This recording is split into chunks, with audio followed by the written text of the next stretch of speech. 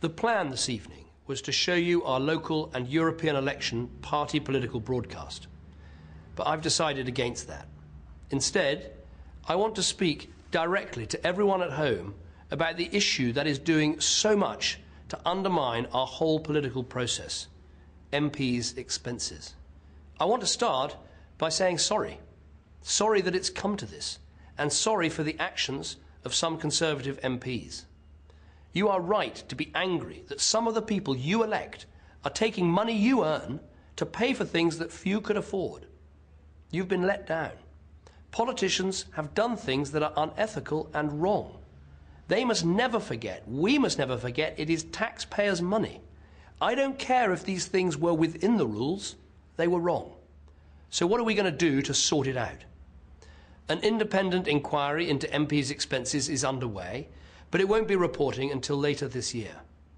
I don't believe we can wait that long. So I want to tell you the action that I am taking now. And by that, I don't mean things I'd like the government to do. I don't mean things that I want the House of Commons to do.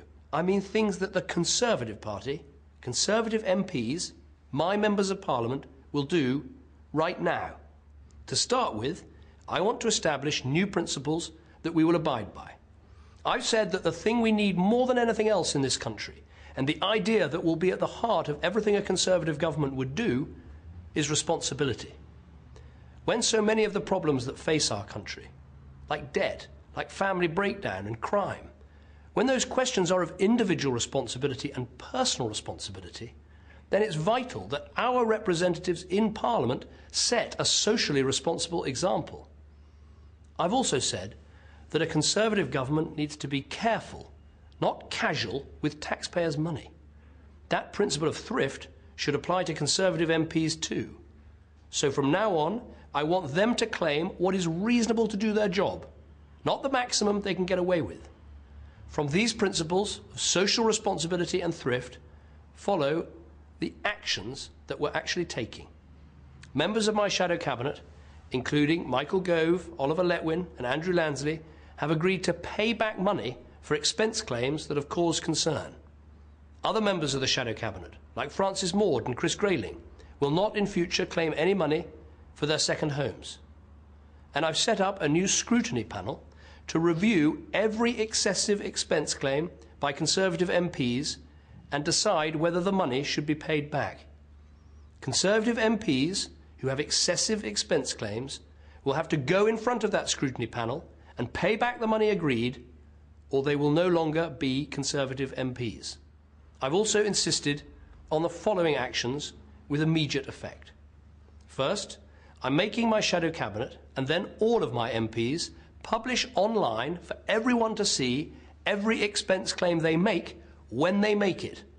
Second, I'm banning so-called flipping, the process where some MPs change what they decide is their first or their second home to make the most of what they can claim on expenses.